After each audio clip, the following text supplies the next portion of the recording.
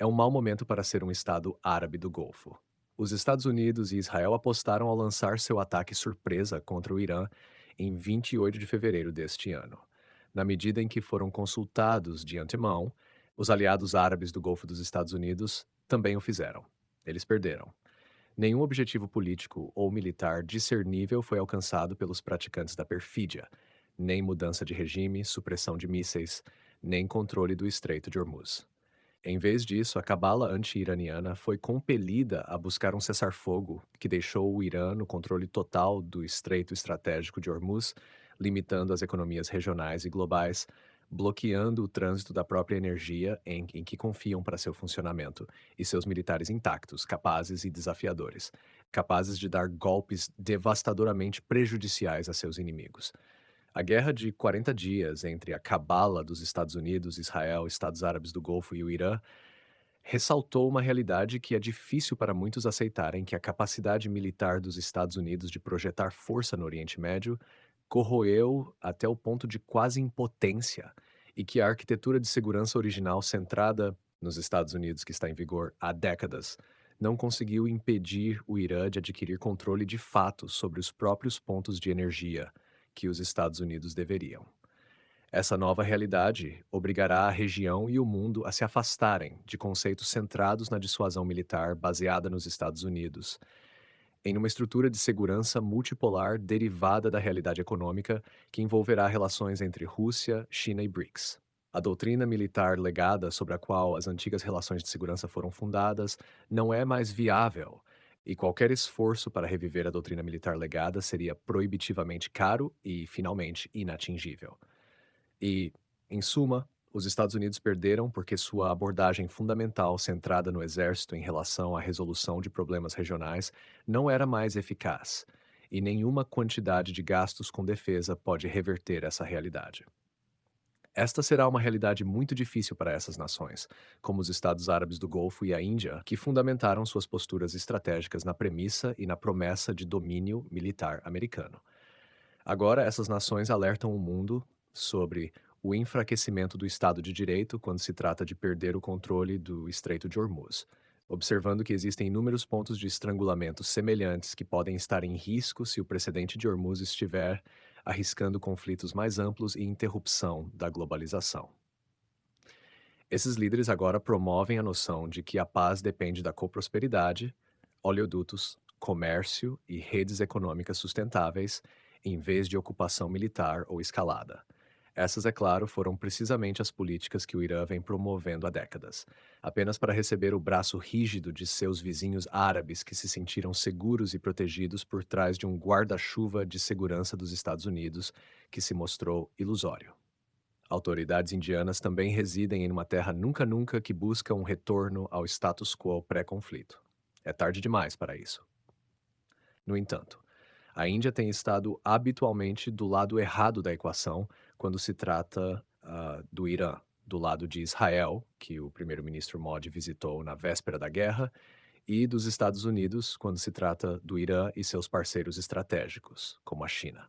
O envolvimento da Índia no Quad não escapa de aviso prévio em um momento em que os Estados Unidos estão promovendo o bloqueio naval do transporte marítimo iraniano. A realidade para os Estados Árabes do Golfo é que o Estreito de Hormuz está efetivamente fechado e que suas suposições passadas sobre a reabertura militar automática pela Marinha dos Estados Unidos não se mantêm mais.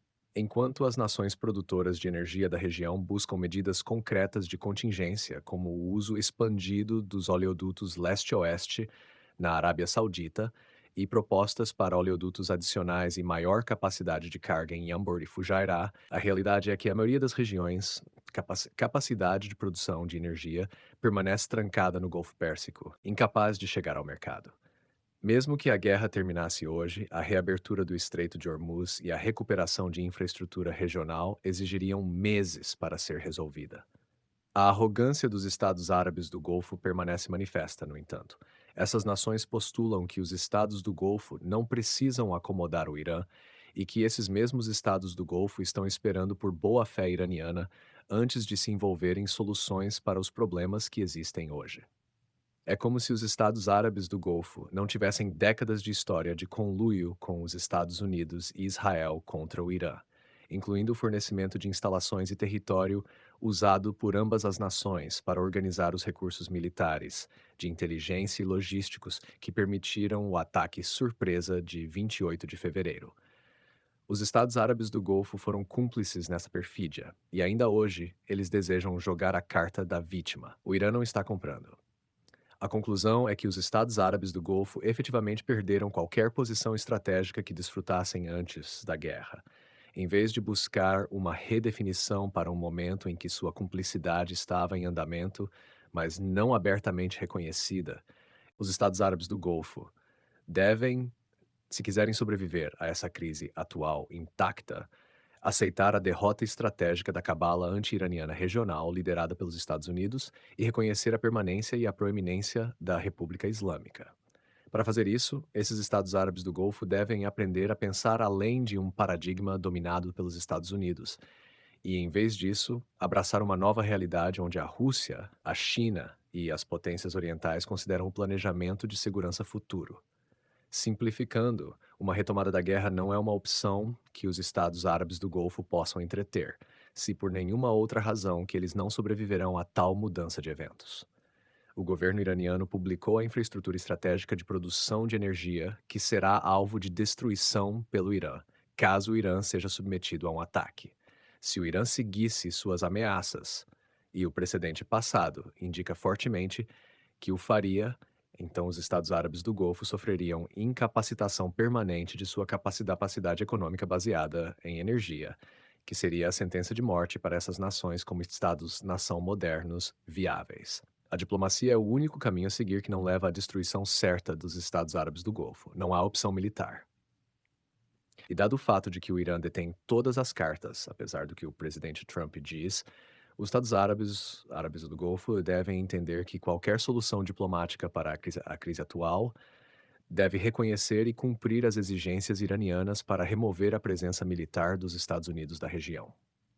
A conclusão é que, daqui para frente no Oriente Médio, deve haver um reconhecimento por todas as partes envolvidas de que os Estados Unidos são o problema, não a solução. E qualquer nação que continue a confiar nos Estados Unidos para tirá-los da situação atual só encontrará tristeza e desespero. Há um novo paradigma de poder do Oriente Médio em jogo hoje, e não inclui os Estados Unidos.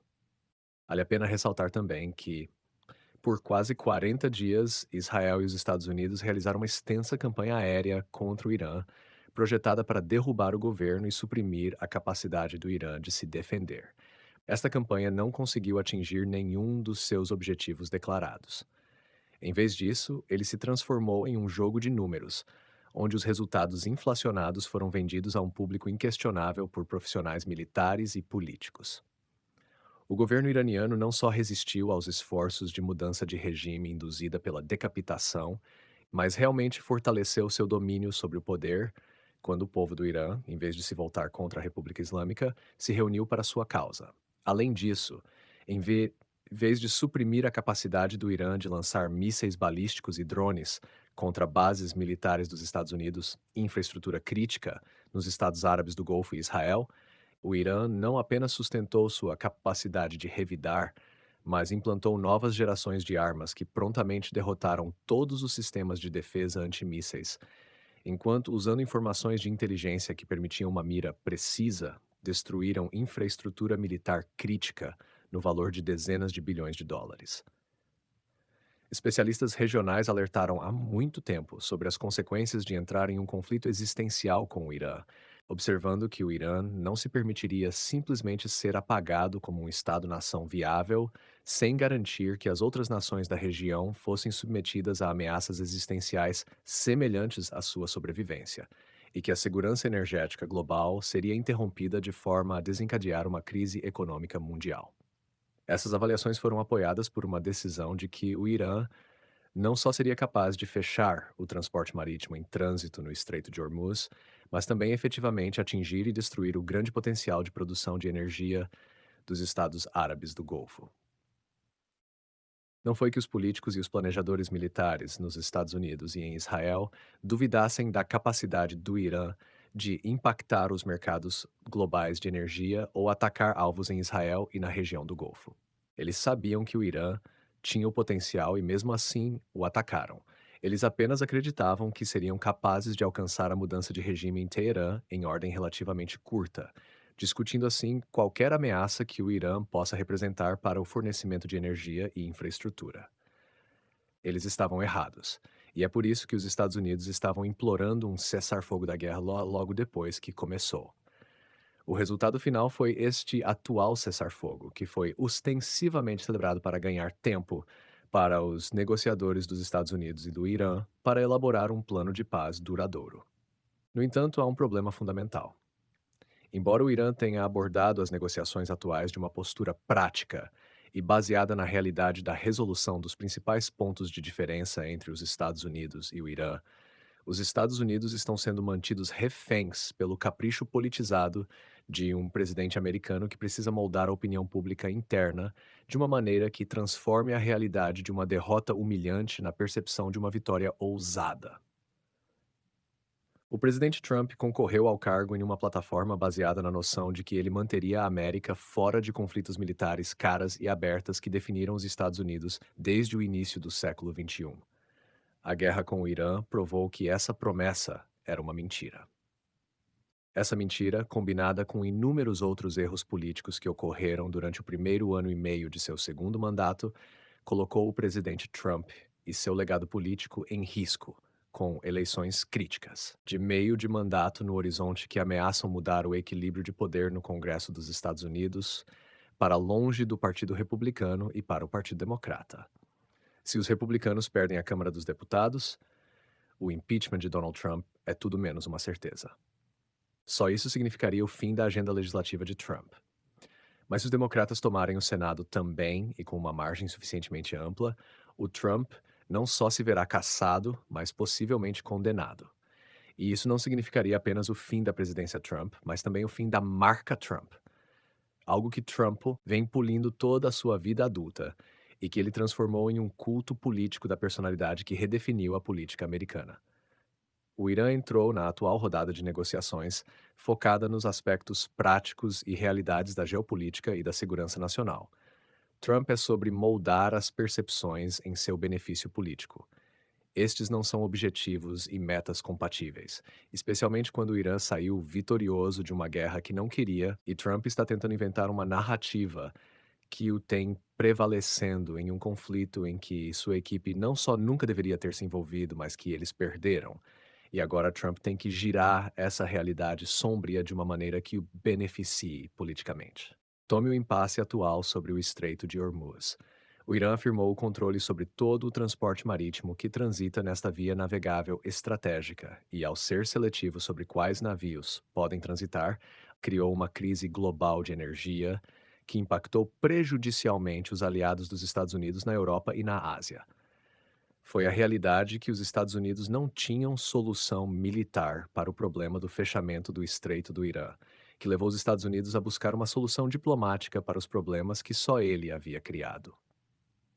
Há outras questões pendentes também, como o estoque de urânio enriquecido de 60% do Irã, que os Estados Unidos aparentemente tentaram aproveitar em um ataque de operações especiais fracassada, bem como a questão do programa nuclear do Irã em geral, que os Estados Unidos insistem que só pode continuar a renunciar ao enriquecimento completamente. Algo que o Irã disse que não irá negociar até o final dessa atual crise na região do Golfo. Os Estados Unidos também desejam reduzir os programas de mísseis balísticos do Irã, com intenções de eliminar a capacidade do Irã de revidar a qualquer tipo de ataque futuro contra ele, apesar do fato de que são esses mesmos mísseis que forneceram ao Irã a capacidade de prevalecer militarmente sobre os Estados Unidos. Israel e os Estados Árabes do Golfo. Os Estados Unidos também insistem que o Irã cesse sua relação com aliados regionais, como o Hezbollah, no Líbano, que está envolvido em um conflito aberto com Israel devido à ocupação em curso de Israel no sul do Líbano, e o movimento Ansarullah no Iêmen, que se opõe a uma agressão liderada pela Arábia Saudita desde 2014. Há literalmente uma chance de uma bola de neve no inferno que o Irã concederia qualquer uma dessas questões, especialmente depois de vencer uma guerra em que todos os assuntos não nucleares ajudaram a contribuir para a vitória iraniana. E aí está a fricção. Trump, em grande parte, comprou uma narrativa influenciada por Israel, que define a vitória como sendo baseada no Irã, cedendo em todas as questões enfatizadas anteriormente, algo que o Irã nunca fará. Trump mostrou zero perspicácia política quando se trata de tentar moldar a opinião pública dos Estados Unidos a seu favor.